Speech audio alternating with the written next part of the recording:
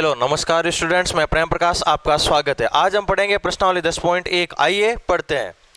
प्रश्नावली 10.1 का पहला प्रश्न आपको दे रखा है, सत्य और असत्य इसमें बताने हैं। किसी रेखा से समान दूरी पर स्थित बिंदुओं का समुच्चय एक रेखा होती है। ये अपन ने पिछले वीडियो में पढ़ा था। किसी रेखा से समान दूरी पर स्थित बिंदुओं का समुच्चय, ये एक रेखा दे रखी है, इससे समान दूरी पर आप खूब सारे बिंदु ले रहे हो तो एक रेखा बनती है। अब ये रेखा कैसी होगी? ये रेखा इस रेखा के समांतर एक रेखा होगी। तो यहाँ पर आना चाहिए था कि किसी रेखा से समान दूरी पर स्थित बिंदुओं का समुच्चय एक समांतर रेखा होती है। तो यहाँ पर ये नहीं लिखा हुआ है, तो ये कथन हो गया असत्य। एक वृत्त उन बिंदुओं का बिंदु पथ है जो किसी दिए गए बिंदु से नियत दूरी पर स्थित होता है। तो ये तो सही है। वृत्त की परिभाषा में मैंने आपको शुरुआत में बताया था। तीन दिए गए बिंदु सरेंग तभी होंगे जब वे एक रेखा के बिंदुओं के समुच्चय के अवयव नहीं हो। तीन दिए गए बिंदु सरेंग, यानी ये कह रहे हैं तीन बिंदु एक रेखा पर स्थित तब भी होंगे। सरेंग का मतलब होता है एक ही रेखा पर स्थित बिंदु। ये तीन बिंदु एक रेखा पर तभी स्थित होंगे जब वो उस रेखा के बिंदुओं के भाग नहीं हो। ऐसा संभव नहीं है। ये इस प्रकार कह रहा है कि ये एक रेखा है। अब मैं तीन बिंदु लेता हूं जो इस रेखा पर स्थित होंगे लेकिन इस रेखा पर स्थित नहीं होंगे। तो ये वाक्य अपने आप में एक विरोधाभासी है, ये असत्य है। दो रेखाओं से समदूरस्थ बिंदुओं का बिंदु पथ दोनों रेखाओं के समांतर रेखा होती है। दो रेखाओं से समदूरस्थ बिंदुओं का बिंदु पथ दोनों रेखाओं के समांतर एक सरल रेखा होती है, ये अपन ने पढ़ा था। दो दिए गए बिंदुओं से समदूरस्थ बिंदु का बिंदु पथ दोनों, अच्छा ये देखिए ये पॉइंट है। दो रेखाओं से समदूरस्थ बिंदुओं का बिंदु पथ एक समांतर रेखा होता है, लेकिन कब? जब वो दोनों रेखाएं समांतर होती है। यहाँ पर यह नहीं मेंशन किया हुआ है कि रेखाएं कैसी है, समांतर रेखाएं हैं या फिर प्रतिच्छेदी रेखाएं हैं। यहाँ पर तो सीधा ही लिख दिया कि दो रेखाओं से समदूरस्थ बिंदुओं का बिंदु पथ। यदि दोनों प्रतिच्छेदी रेखाएं हैं तो इनसे समदूरस्थ बिंदु का बिंदु पथ इन दोनों प्रतिच्छेदी रेखाओं के बीच बने कोण का अर्धक होता है।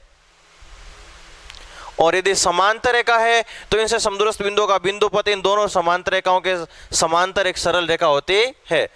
तो ये जो लाइन लिख रखी है ये समांतर रेखाओं के लिए, तो इसको लिखना चाहिए दो समांतर रेखाओं से समदूरस्थ बिंदु। तो यहाँ पर ये नहीं मेंशन किया हुआ है कि रेखाएं कैसी है, समांतर है या फिर प्रतिच्छेदी है, इसलिए यह कथन असत्य हो गया।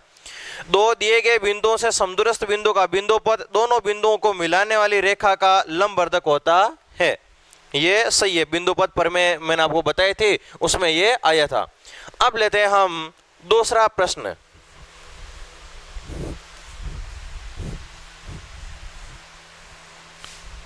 दूसरे प्रश्न में आपको दे रखा है कि एक चतुर्भुज जिसके विकर्ण एक दूसरे को समद्विभाजित करते हैं, सिद्ध करना हमें कि वो चतुर्भुज एक समांतर चतुर्भुज है।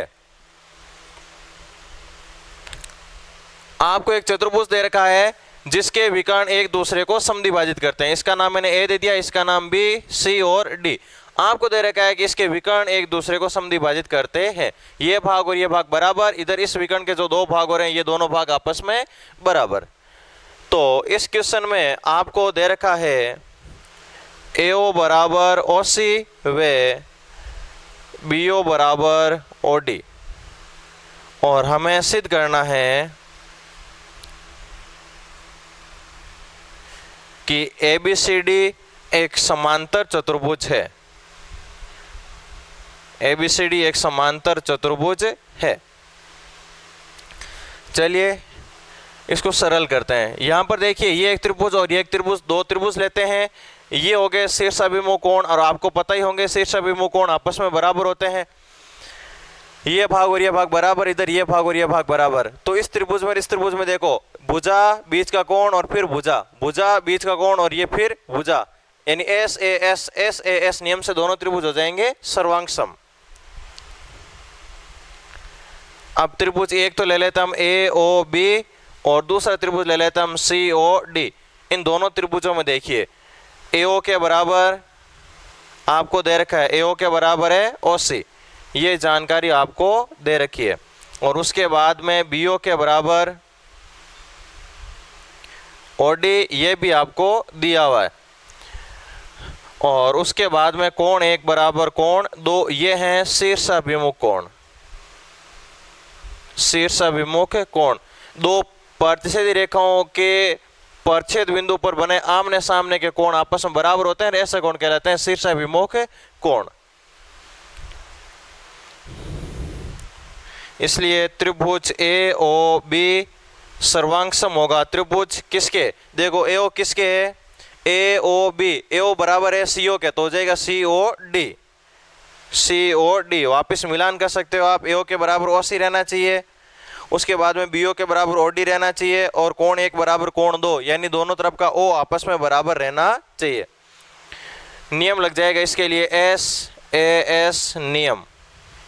यदि कोई दो त्रिभुज सर्वांगसम होते हैं तो इनकी संगत भुजाएं बराबर होती है, तो ए बी के बराबर भुजा हो जाएगी सी डी, इसलिए ए बी बराबर ये हो जाएगी सी डी भुजा। और कोण 3 बराबर कोण 4, इसको मैं नाम दे देता हूं 3 और इसको मैं नाम दे देता हूं 4। देखिए कोण सी कोण ए के बराबर, इस त्रिभुज में सी यहां पर है, इस त्रिभुज में ए यहां पर है, तो कोण 3 कोण 4 के बराबर। कोण 3 व कोण 4 एकांतर कोण है। देखिए कोण 3 और कोण 4 एक रेखा के अंतर से बने हुए हैं, जेड की आकृति बन रही है यहाँ पर, तो ये एकांतर कोण है, बराबर है, इसलिए एकांतर कोण हो गए। तब कोण एकांतर तो संबंधित रेखाएं समांतर हो जाएगी, यानी ये रेखा और ये रेखा समांतर हो जाएगी, इसलिए ए बी समांतर हो जाएगा डी सी के। अतः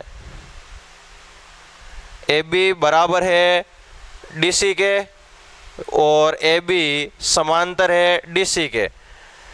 एक ऐसा चतुर्भुज जिसमें भुजाओं का एक युग्म बराबर और समांतर हो, तब ए बी सी डी एक समांतर चतुर्भुज होगा। ए बी सी डी एक समांतर चतुर्भुज होगा। इस प्रकार से यह प्रश्न था, बहुत ही सिंपल सा। ये त्रिभुज और ये त्रिभुज लिया, इनको सर्वांगसम बता दिया, इनकी संगत भुजा ले ली और संगत कोण एकांतर है तो संगत भुजाएं हो गई समांतर। भुजाओं के एक युग्म बराबर और समांतर, तो ये चतुर्भुज हो गए एक समांतर चतुर्भुज। अगला लेते हैं हम तीसरा प्रश्न। तीसरे प्रश्न में कह रहा है कि 3 असमरेख बिंदु है, यानी 3 बिंदु एक रेखा पर स्थित नहीं है। 3 असमरेख बिंदुओं का बिंदु पथ हमें देखना है। यदि 3 बिंदु एक सरल रेखा पर नहीं है तो उनसे बनती है एक त्रिभुज की आकृति। 3 असरेख बिंदुओं से एक त्रिभुज की आकृति बनती है। 3 असरेख बिंदुओं में दो को क्रम से मिलाने पर एक त्रिभुज की आकृति बनती है।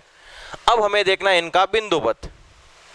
3 असमरेख बिंदुओं से समदूरस्थ बिंदु का बिंदु पथ देखना है। तो देखिए 3 असमरेख बिंदु है, इनसे समान दूरी पर यदि हम कोई बिंदु लेना चाहते हैं तो वो होगा त्रिभुज का परिकेंद्र और इसका बिंदु पथ होगा त्रिभुज का परिवृत्त। ये मैंने आपको शुरुआत में इंट्रोडक्शन वाले वीडियो में बताया था। माना 3 असमरेख बिंदु ए बी व सी हैं, इनसे एक त्रिभुज की आकृति बनती है। इनको आपस में मिलाएंगे तो एक त्रिभुज की आकृति बनेगी। इस प्रकार से एक त्रिभुज की आकृति बन गई। ये ए, यहाँ पर ये बी, ये सी। तब बिंदु ए बी व सी त्रिभुज के शीर्ष हो जाएंगे, त्रिभुज के शीर्ष होंगे। ये देखो अब ए बी और सी त्रिभुज के शीर्ष हो गए। अब हमें देखना है त्रिभुज के शीर्षों से समदूरस्थ बिंदु। यहां पर हम लिख देंगे, हम जानते हैं कि त्रिभुज के शीर्षों से समदूरस्थ बिंदु का बिंदु पथ, समदूरस्थ बिंदु का नाम लिख देते हैं पहले। समदूरस्थ बिंदु त्रिभुज का परिकेंद्र,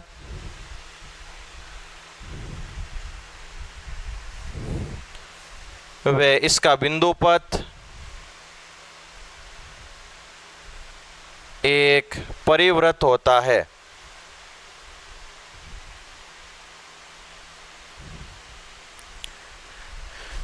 तो त्रिभुज के तीनों शीर्षों समदूरस्थ बिंदु हो गया परिकेंद्र, और इसका बिंदुपथ, इस परिकेंद्र का बिंदुपथ हो जाएगा एक परिवृत्त। बस ये पूछ रहा था कि तीन असमरेख बिंदु से समदूरस्थ बिंदु का बिंदुपथ क्या होता है। अगले चौथे क्वेश्चन में दे रखा है तीन समरेख बिंदुओं का बिंदुपथ। तीन समरेख बिंदुओं का बिंदुपथ, यदि कोई तीन बिंदु एक ही रेखा पर स्थित है तो उनका बिंदुपथ क्या होगा। ये तो थे तीन असमरेख बिंदु, यानी तीन ऐसे बिंदु जो एक ही रेखा पर स्थित नहीं हो।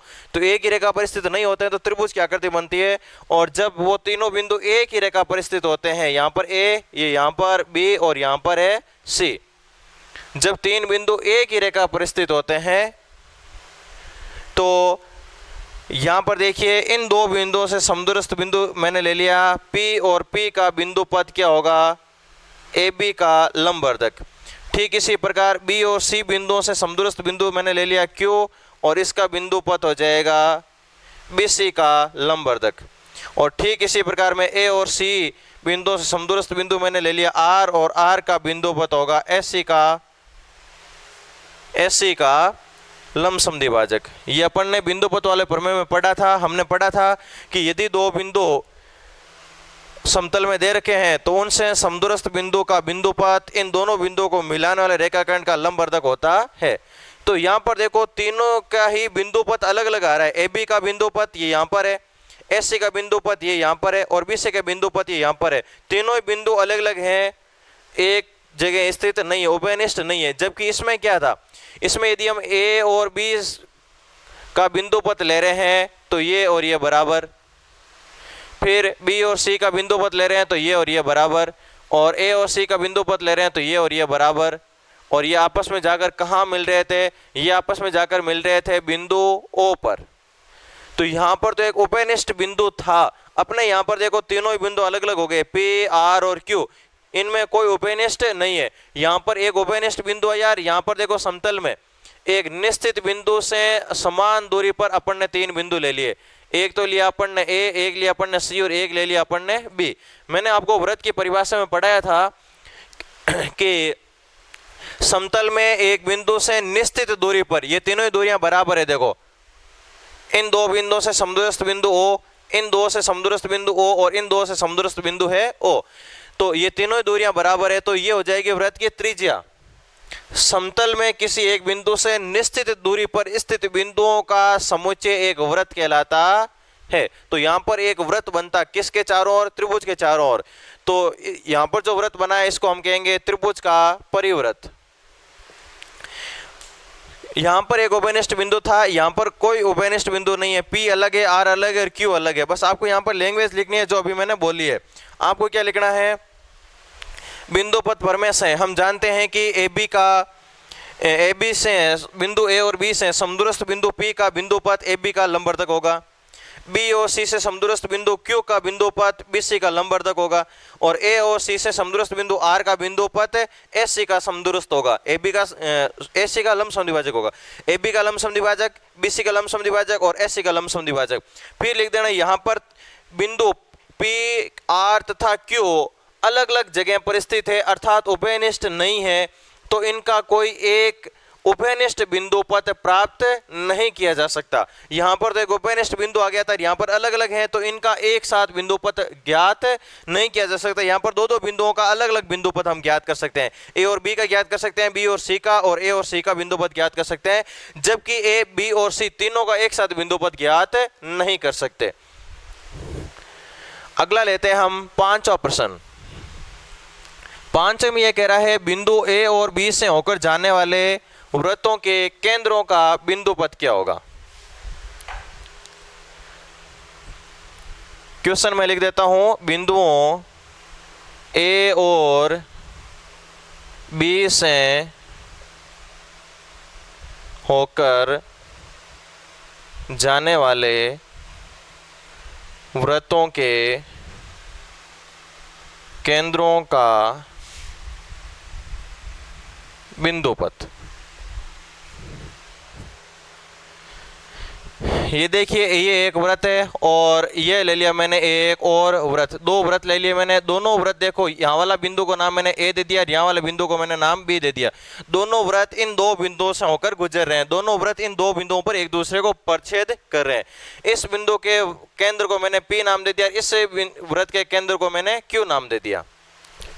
ये P केंद्र वाला व्रत और ये हो गया Q केंद्र वाला व्रत। अब ये कह रहा है बिंदुओं A और B से होकर जाने वाले व्रतों के केंद्रों का बिंदु पथ। अब देखिए मैं मिला देता हूं P को A से और मैं मिला देता हूं P को B से, तो ये PA और PB ये दोनों क्या है, केंद्र P वाले व्रत की त्रिज्याएं हैं और A की व्रत की त्रिज्याएं आपस में बराबर होती है। तो अब यदि हम बिंदु पथ वाली प्रमेय से देखें तो यहाँ पर देखिए बिंदु A और B से समदूरस्थ बिंदु कौन हो गया, P। ये दूरी बराबर है, तो बिंदुओं A और B से समदूरस्थ बिंदु P का बिंदु पथ AB को मिलाने वाले रेखाखंड का लंब अर्धक होता है। अर्धक भी होगा और इस पर लंब भी होगा। इस बिंदु का मैं नाम दे देता हूं O। ठीक इसी प्रकार केंद्र Q वाले व्रत की सोचे हम तो ये हो गया AQ व्रत की त्रिज्या और BQ भी हो गई व्रत की त्रिज्या, और A की व्रत की सभी त्रिज्याएं आपस में बराबर होती है। अब देखिए बिंदुओं A और B से समदूरस्थ बिंदु Q का बिंदु पथ AB का लंबवर्धक होगा, AB का लंबवर्धक होगा।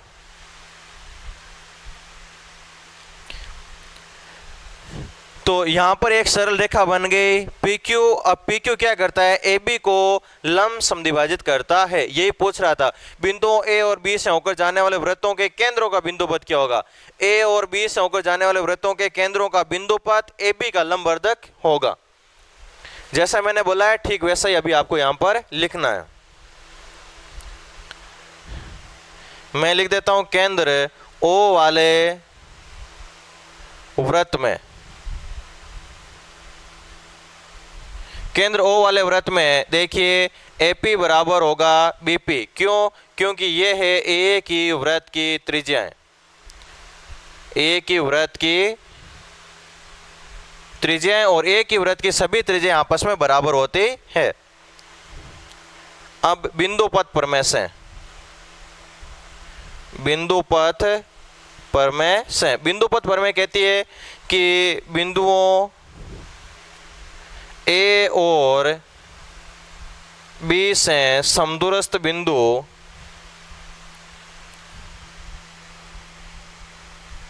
P का बिंदु पथ AB का लंबवर्धक होगा। बिंदु A और B से समान दूरी पर, ये दोनों त्रिज्याएं हैं तो दूरियां बराबर हो गई इनकी। A और B से समान दूरी पर है बिंदु P का बिंदु पथ इस AB का लंबवर्धक होगा। ठीक इसी प्रकार केंद्र Q वाले वृत्त के लिए देखिए, ये तो था केंद्र P वाले वृत्त के लिए, केंद्र Q वाले वृत्त के लिए, केंद्र Q वाले वृत्त के लिए यहां पर हो जाएगा AQ बराबर BQ, AQ बराबर BQ, ये और ये आपस में बराबर है। क्यों, क्योंकि ये है A की वृत्त की त्रिज्याएं और हम जानते हैं कि A की वृत्त की सभी त्रिज्याएं आपस में बराबर होती है। अब सेम ये लाइन आ जाएगी। अब बिंदु पथ प्रमेय से बिंदुओं A और B की जगह आ जाएगा, हाँ बिंदुओं A और B से समदूरस्थ बिंदु P की जगह आ जाएगा Q का बिंदु पथ AB का लंबवर्धक होगा। बाकी ये पूरी सेम लाइन ऊपर वाली यहाँ पर आ जाएगी। बिंदु पथ प्रमेय से बिंदुओं A और B से समदूरस्थ बिंदु P की जगह आ जाएगा Q का बिंदु पथ AB का लंबवर्धक होगा। तो ये OP भी इसका लंबवर्धक है और OQ भी इसका लंबवर्धक है। तब यहाँ पर 90 डिग्री कोण बनेगा और यहाँ पर भी 90 डिग्री का कोण बनेगा। इसको मैं नाम दे देता हूँ कोण 1 और इसको मैं नाम दे देता हूँ कोण 2, या फिर एक बार नाम से ही लिख लेते हैं हम इसको। कोण POB बराबर कोण BOQ दोनों ही होंगे 90 डिग्री के, क्योंकि लंब है, ये भी 90 और ये भी 90। कोण POB प्लस कोण BOQ इन दोनों कोणों को हम जोड़ लेते हैं, जोड़ेंगे तो ये हो जाएगा 90 + 90 बराबर 180 डिग्री। और 180 डिग्री पर आपको पता ही एक सरल रेखा बनती है, 180 डिग्री के कोण से एक सरल रेखा बनती है, तो PQ हो जाएगी एक सरल रेखा। तब PQ एक सरल रेखा होगी।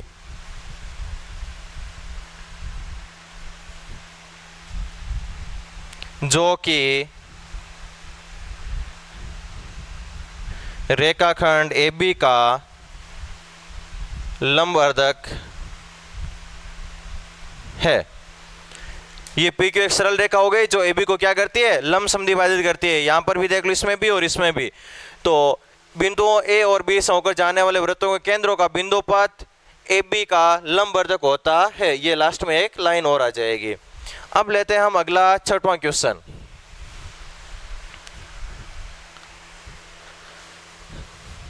छठवें क्वेश्चन में आपको A के आधार पर दो समद्विबाहु त्रिभुज दे रखे हैं। ये 6वां क्वेश्चन, इसमें आपको A के आधार पर दो समद्विबाहु त्रिभुज दिए हुए हैं। यहां पर बिंदु P, यहां पर B और यहां पर C। एक समद्विबाहु त्रिभुज उस तरफ है, एक इस तरफ है, यानी एक ओपेनिस्ट आधार BC के विपरीत और दो समद्विबाहु त्रिभुज दे रखे हैं। एक तो है BPC और एक है BQC। अब ये कह रहा है इन दोनों P और Q बिंदुओं को मिलाने वाला रेखाखंड का बिंदु पथ हमें देखना है। ये एक समद्विबाहु त्रिभुज है जिसमें ये भुजा और ये भुजा बराबर दे रखी है, और ये भी एक समद्विबाहु त्रिभुज है जिसमें ये भुजा और ये भुजा बराबर दे रखी है। और हमें चाहिए बिंदु, इस रेखाखंड PQ का बिंदु पथ। PQ का बिंदु पथ क्या होगा, या फिर हम यूं कहें कि हमें सिद्ध करना है कि सिद्ध कीजिए कि PQ BC का लंब समद्विभाजन करता है। ये हमें पता करना है। आपको यहां पर दे रखा है त्रिभुज BPC में BP के बराबर आपको दे रखा है CP, वे त्रिभुज BQC में, त्रिभुज BQC में BQ बराबर CQ। और हमें सिद्ध करना है, इस बिंदु को मैं नाम दे देता हूं O। हमें सिद्ध करना है कि कोण O 90 डिग्री होगा, वे BO बराबर CO होगा। ये भाग और ये भाग आपस में बराबर होगा, यानी इस BC का समद्विभाजन होगा, और वो भी समद्विभाजन भी कैसा, लंब समद्विभाजन, कोण O 90 डिग्री का होगा। ये भी हमें पता करना है। अब देखिए बिंदु पथ प्रमेय से, अब बिंदु पथ प्रमेय से, बिंदु पथ प्रमेय में अपन ने पढ़ा था कि आपको समतल में दो बिंदु दे रखे हैं, इन दो बिंदु से समदूरस्थ बिंदु P का बिंदु पथ इन दोनों बिंदुओं को मिलाने वाला रेखाखंड का लंब और अर्धक होता है। ठीक ऐसा यहाँ पर देखिए बिंदु B और C से समान दूरी पर, ये दूरी और ये दूरी समान है, इन दोनों बिंदुओं से B और C से समान दूरी पर है बिंदु P का बिंदु पथ क्या होगा, BC का लंब समद्विभाजक। बिंदु पथ प्रमेय से बिंदुओं B व C से समदूरस्थ बिंदु P का बिंदु पथ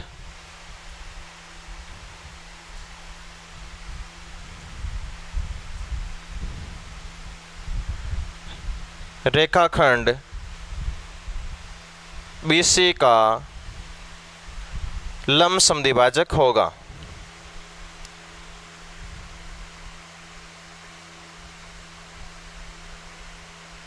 रेखाखंड BC का लंब समद्विभाजक होगा। ठीक इसी प्रकार देखिए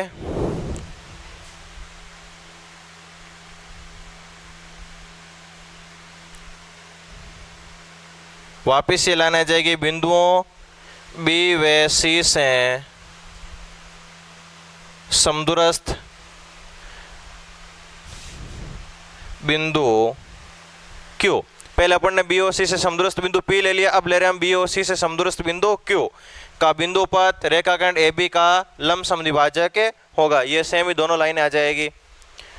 तो इसका मतलब यहाँ पर क्या हो गया, BO बराबर हो गया OC, BO और OC आपस में बराबर, और BO या CO कुछ भी कह दो भले, BO और CO ये भाग और ये भाग बराबर, और यहाँ पर बनेगा कितना डिग्री कोण, कोण POC बराबर 90 डिग्री।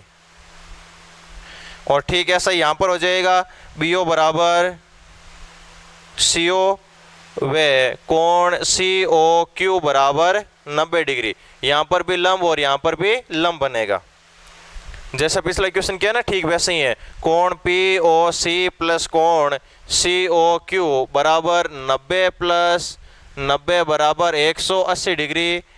तब POQ एक सरल रेखा होगी जो कि BC की लंब समद्विभाजक है, BC की लंब समद्विभाजक है। बस यही आपको पता करना था, बहुत ही सरल सा है। BOC से समदूरस्थ बिंदु P का बिंदुपथ BC का लंबवर्धक, ठीक इसी प्रकार BOC से समदूरस्थ बिंदु Q का बिंदुपथ BC का लंबवर्धक। अब ये भी लंबवर्धक, ये भी लंब और लंब, ये हो गए 90 डिग्री, 90 और 90 180 हो गई है, और 180 से बनती है एक सरल रेखा। इसका मतलब PQ एक सरल रेखा है जो कि BC को लंब समद्विभाजित करती है। ठीक इसी प्रकार सातवां क्वेश्चन है, और वो आप कर सकते हो। सातवें क्वेश्चन में फर्क इतना ही है कि इसमें त्रिभुज दोनों तरफ दे रखे हैं, और उसमें जो समद्विबाहु त्रिभुज हैं वो एक ही तरफ दे रखे हैं, बस ऊपर की बजाय एक ही तरफ समद्विबाहु त्रिभुज दिए हुए हैं। तो ये भी सरल सा है, उसमें आप पहले ये त्रिभुज ले लेना, इसमें बता देना कि ये जो रेखाखंड है ये इसका लंब समद्विभाजन करता है, फिर बता देना कि ये जो रेखाखंड है ये इस BC का लंब समद्विभाजन करता है। तो अगला क्वेश्चन आपको करना है। अगला 8वां क्वेश्चन आपको दे रखा है, दी गई आकृति में P का अर्धक, कोण P का अर्धक PS है। कोण P के अर्धक का मतलब है समद्विभाजक, कोण P का समद्विभाजन कर रहा है ये PS, यानी कोण 1 बराबर कोण 2। ये जानकारी आपको दे रखी है, हम लिख देंगे, दिया है कोण 1 बराबर कोण 2, और उसके बाद में कह रहा है QR को S बिंदु पर, भुजा QR को S बिंदु पर परिच्छेद करता है। ये जो PS है ये QR को बिंदु S पर प्रतिच्छेद करता है।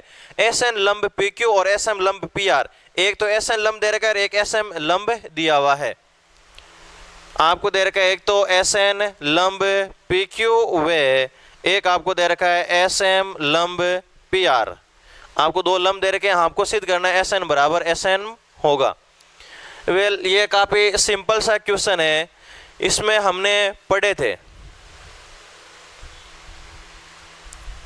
इसमें हमने प्रमेय पढ़ी थी दो परिच्छेदी रेखाओं से संबंधित। उसमें अपन ने पढ़ा था कि दो परिच्छेदी रेखाओं से समदूरस्थ बिंदुओं का बिंदुपथ, ये दूरी समान है, तो अब इस बिंदु का बिंदुपथ इन दोनों परिच्छेदी रेखाओं के बीच बने कोण का अर्धक होता है। कोण 1 बराबर कोण 2 होगा, और इसका नाम मैं दे देता हूँ AP, और इसका नाम मैंने नाम दे दिया B। तो AP बराबर होगा BP, इस बिंदु का नाम है P, और उसके बाद में ये भी लंबवत दूरी होगी, ये भी लंबवत दूरी होगी। कोण A बराबर होगा कोण B बराबर होगा 90 डिग्री। तीन जानकारियां आपको मिलेगी यहाँ से, इनमें से दो जानकारियां कोई भी आपको दे देगा, तीसरी जानकारी आपसे पूछी जाएगी। और नहीं तो फिर आप इसको ऐसे भी हल कर सकते हो, देखो ये समकोण है, ये समकोण है, दोनों समकोण त्रिभुज हो गए। उसके बाद में ये कोण और ये कोण बराबर दे रखा है, और ये भुजा आ रही है ओपेनिस्ट, कोण कोण भुजा, कोण कोण भुजा नियम से दोनों त्रिभुज हो जाएंगे सर्वांगसम, और सर्वांगसम त्रिभुजों के संगत भुजाएं आपस में होती है बराबर, तो इस भुजा के बराबर हो जाएगी ये वाली भुजा। और इस प्रमेय की सहायता से करना चाहते हो तो इस प्रमेय की सहायता से भी आप लिख सकते हो कि हम जानते हैं कि दो परिच्छेद रेखाओं से समदूरस्थ बिंदुओं का बिंदुपथ, देखो इस रेखा को आगे बढ़ाएंगे, इस रेखा को आगे बढ़ाएंगे, तो ये बिंदु P पर परिच्छेद कर रही है। दो परिच्छेद रेखाओं से समदूरस्थ बिंदुओं का बिंदुपथ उन दोनों परिच्छेद रेखाओं के बीच बने कोण का अर्धक होता है। तब ये कोण का अर्धक दे रखा है और ये दूरियां लंबवत दे रखी है, इसलिए ये दूरियां आपस में बराबर भी होगी, ये भी आप लाइन लिख सकते हो। और अदरवाइज आप दोनों त्रिभुजों को ले लीजिए, आपके जो सिद्ध करना है वो सिद्ध हो जाएगा। हमें यहाँ पर सिद्ध करना है SN बराबर SM। मैं लिख लेता हूँ अब त्रिभुज PSN व त्रिभुज PSM में, इन दोनों त्रिभुजों में देखिए क्या क्या बराबर है। कोण N बराबर कोण M, दोनों में ये दे रखा है लंब समकोण। और उसके बाद में PS बराबर PS ये हो जाएगी कॉमन भुजा, उभयनिष्ठ भुजा, कॉमन साइड। और उसके बाद में आपको दे रखा है कोण 1 बराबर कोण 2, ये जानकारी आपको दी हुई है प्रश्न में। इसलिए त्रिभुज PSN सर्वांग होगा त्रिभुज PSM। नियम लगेगा AAS नियम, कोण कोण भुजा नियम से दोनों त्रिभुज हो जाएंगे सर्वांग। और यदि कोई दो त्रिभुज सर्वांग होते हैं तो इनकी संगत भुजाएं बराबर होती है। SN बराबर हो जाएगा SM, सर्वांग सम त्रिभुजों की संगत भुजाएं बराबर होती है। तो ये भी एक सिंपल सा प्रश्न था। आगे आपको नवा प्रश्न कुछ इस प्रकार का दे रखा है। आपको दे रखा है एक कोण, यहाँ पर नाम लिखा हुआ है A, यहाँ पर लिखा हुआ है B और यहाँ पर लिखा हुआ है C। कोण ABC दे रखा है और क्वेश्चन में पूछ रहा है कि कोण ABC के अभ्यंतर में और भुजाओं AB और BC से समदूरस्थ बिंदु का बिंदुपथ लेना है। इसके अभ्यंतर में और एकदम समदूरस्थ दूरियां लंबवत होती है हमेशा। समदूरस्थ बिंदु P का बिंदुपथ देखना है, ये दूरी और ये दूरी लंबवत लेनी है आपको, और बिंदु P का बिंदुपथ देखना है। तो देखो इसको आगे बढ़ाएंगे और इसको आगे बढ़ाएंगे तो ये परछेदी रेखाएं बन रही है, और हमें पता है कि दो परछेदी रेखाओं से समदूरस्थ बिंदु का बिंदुपथ इन दोनों रेखाओं के बीच बने कोण का अर्धक होता है। तो यहाँ पर आप लिख देना कि बिंदु P का बिंदुपथ यानी इन दोनों भुजाओं से समदूरस्थ बिंदु का बिंदुपथ इस कोण का अर्धक होगा, कोण ABC का अर्धक होगा। बस एक ये लाइन लिखनी है। तो इस प्रकार से थी अपनी ये 10.1 प्रश्नावली। अब आगे हम पढ़ेंगे 10.2। तब तक के लिए नमस्कार, धन्यवाद। चैनल को सब्सक्राइब कीजिए। Thank you.